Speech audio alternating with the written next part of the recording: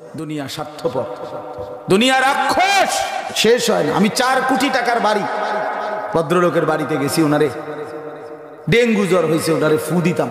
উনি আমারে কইছে দোতলা তোরটা ফু দিয়ে আইতাম না। তো গেছি, ফু দিতাম। গিয়া বললাম বাথরুমে যাব, অত্যাধুনিক ডুপ্লেক্স বাড়ি। বাথরুমে দেখি যে দরজার যে সিটকারিটা, এই সিটকারিটা আছে, কিন্তু ওই যে বল্টুটা, মানে যেটার মধ্যে সিটকারিটা লাগা, ছোট্ট যে একটা ছোট্ট বল্টু আছে না, এটা মানে যেটার মধ্যে লাগাবে আর এটা নাই। তা আমি এটা কি এর মধ্যে লাগাইতাম, আমি বসতাম কেমনে বলেন? পরে বালতির মধ্যে পানি দিয়া, বালতি দিয়ে দরজা ধাক্কা দিয়ে তো বসছি, নিজে বুদ্ধি বের করছি। আমি নাহলে কি করতাম এখন? তখন বাইরে হয়ে বললাম, ভাই এরই নাম দুনিয়া, সিটকারি আছে বল্টু নাই। এটার নাম কি?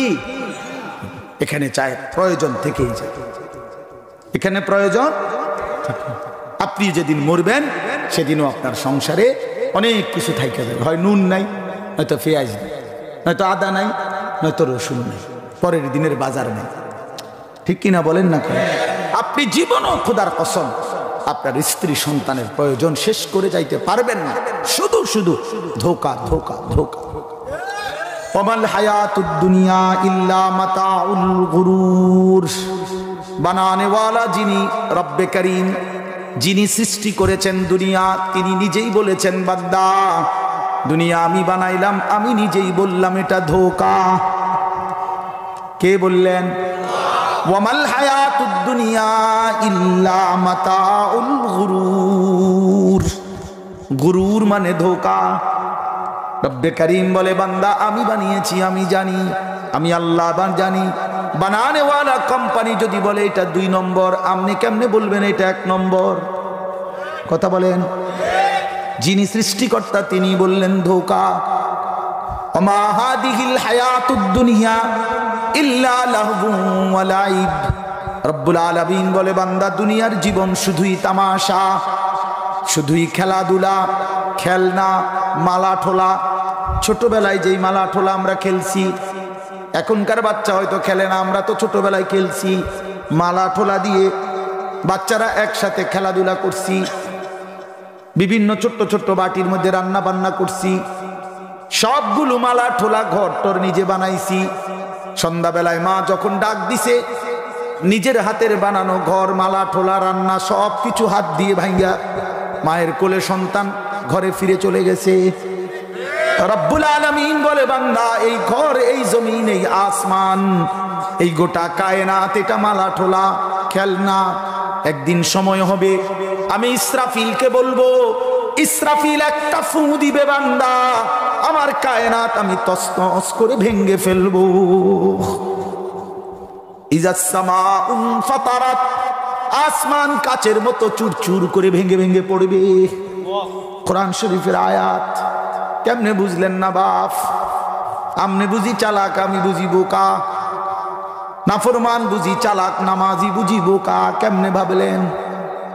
শ্রেষ্ঠতম কোরআন কিতাব পড়ে কেন মোল্লা মৌলবি বোকা হবে? কেন বোকা না বন্ধু? আখিরাতের ফিকির করে, এই জন্য হারামের পথে যায় না। 10,000 টাকা বেতন, 8,000 টাকা বেতন দিয়ে মালিকের ঘরে খোদার 1 মাস গোলামি করে। কত অভাব থেকে যায়, সংসারের কত প্রয়োজন থেকে যায়, এরপরও রবের গোলামি ছাড়ে না, মালিকের ঘরের সেজদা ছাড়ে না। যেন বলে, আল্লাহ স্বল্পটুকু দুনিয়ায় অল্প কিছুক্ষণের প্রয়োজন, যাই পূরণ হোক বা না হোক, আখিরাতে তুমি দিও। আল্লাহ বলে, বান্দা সবর কইরো, আমি রব্বুল আলামিন শতভাগ আখিরাত তোমাকেই দিয়ে দেব। উইদ্দাত লিল মুত্তাকিন। আল্লাহ বলে, জান্নাত বানানোই হয়েছে মুত্তাকিদের জন্য, ইমানদারদের জন্য, সেজদাওয়ালাদের জন্য। এজন্য বন্ধু, এজন্য কিশোর ভাই, বাপ, নওজোয়ান, মনে রেখো বাপ, দুনিয়া ধোকা, ওই নারী ধোকা, ওই নর্তকী ধোকা, সিনেমার ওই নর্তকী ধোকা, মোবাইলের ওই নারী ধোকা, উলঙ্গ ছবি ধোকা, রাস্তার ওই নর্তকী ধোকা, বেহায়া নারী ধোঁকা, বেপর্দা নারী ধোঁকা। যুবক সে নিজেই পাউডার ডলে, নিজেই ফেয়ার এন্ড লাভলি লাগায়, নিজেই মেকআপ লাগায়, আবার নিজেই ঘন্টা দুয়েক পরে নিজের রোমে ফিরে ঘরে ফিরে পানি দিয়ে আবার এগুলো ধুইয়া নিজেই ফেলাইয়া দেয়। যদি তারে বলো বোন এগুলো আবার ফেলে দিচ্ছ কেন, তুমি না এগুলা কি সুন্দরে লাগাইলা, সে বলবে আমি এগুলো রাস্তার বখাটেকে ধোঁকা দিছিলাম। ধোঁকা ধোঁকা ধোঁকা। ওই বেউকুফ মনে করছে আমি খুব সুন্দর, আসলে আমি হুদ্দা, আমি ধোঁকা। নাইলে কি নাহলে এবারে হালাইলো কেন, এটি ধুইলো কেন, কথা বলেন না কেন? এগুলো আস্তরে না করে লাগে একদম ডাইরেক্ট টাইলস লাগাইলে বেটার উপরে দিয়া, পাউডারের টাইলস দিয়ে দাও, পাউডার দিয়ে আস্তর দিয়ে লাও, কথা বলেন না কেন? সে যেহেতু ধুয়ে ফেলে দেয় সে নিজেই বোঝায় আমি ধোঁকা দিচ্ছি, আমি ধোঁকা দিচ্ছি, আমি ধোঁকা দিচ্ছি। তুমি যুবক ধোঁকা খাইছ, নওজোয়ান ধোঁকা খাইলেন।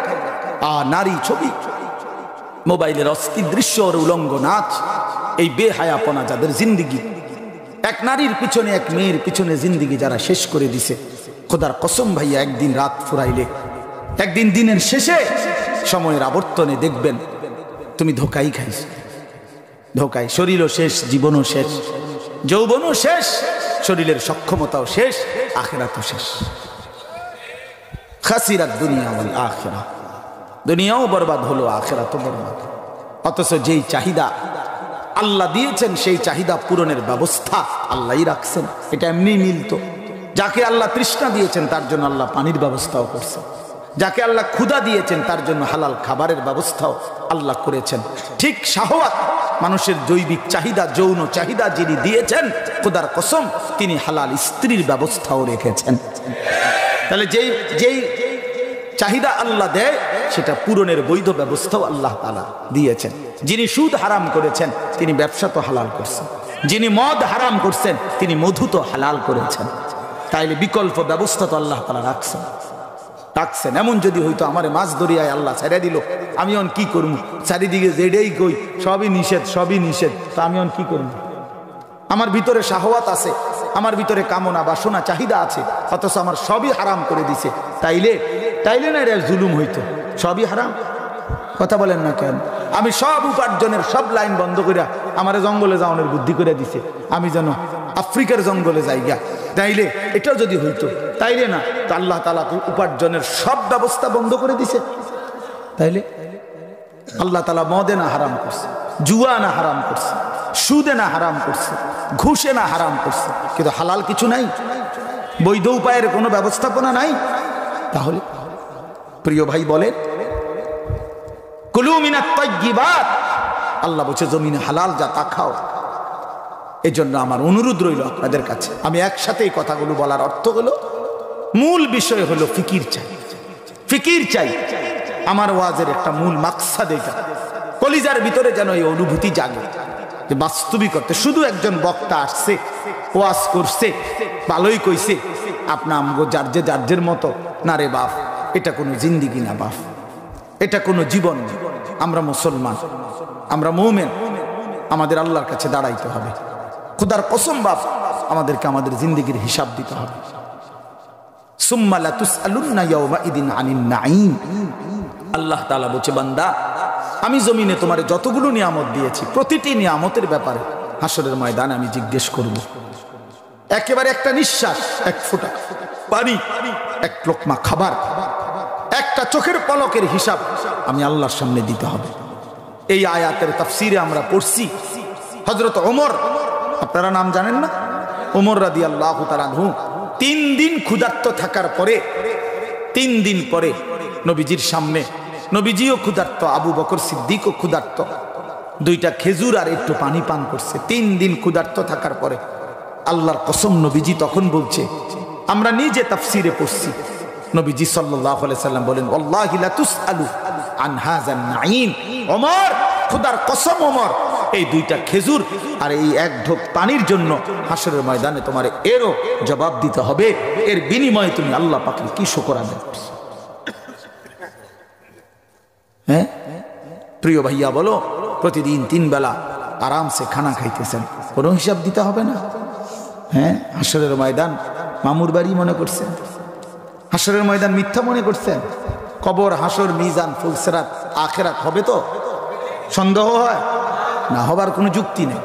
কোরআন সুন্নাহর আয়াত তো আছেই, হাদিস আছেই, যুক্তিতেও এটা হবে। কেন যুক্তিতে হবে? কেন যুক্তি হলো এই, সহজ যুক্তি, মোটা একটা যুক্তি হলো এই যে দুনিয়াবি ব্যাপারে আল্লাহ তাআলা কোরআনে যে তথ্যগুলো দিছে সেগুলো শতভাগ সঠিক হইতেছে।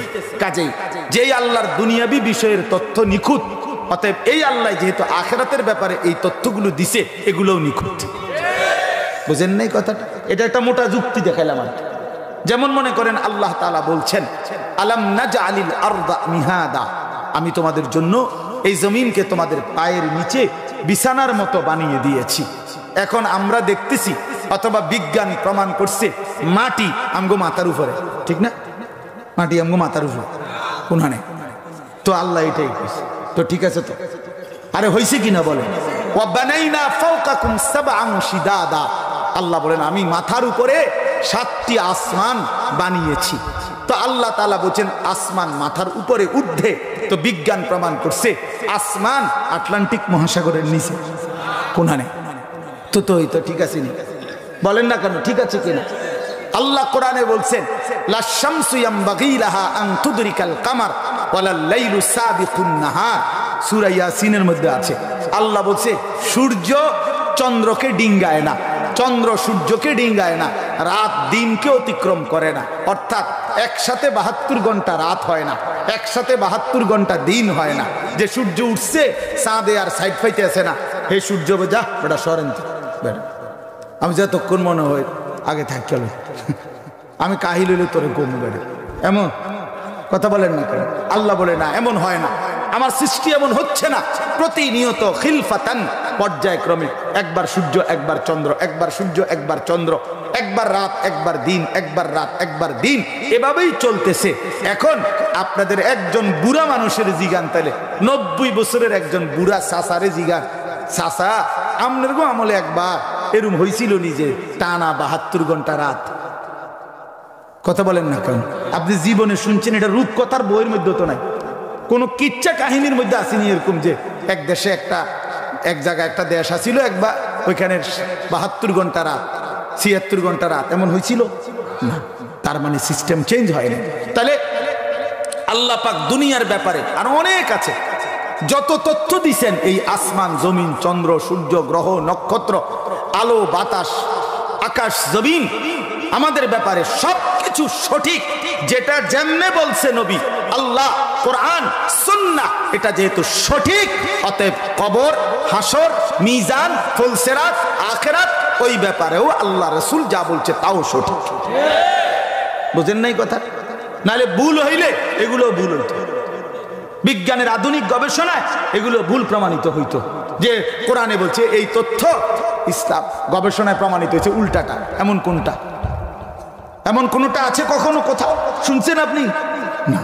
অতএব প্রিয় বন্ধু আমার, বাপ আমার, বুঝতে শিখেন, বুঝতে শিখেন।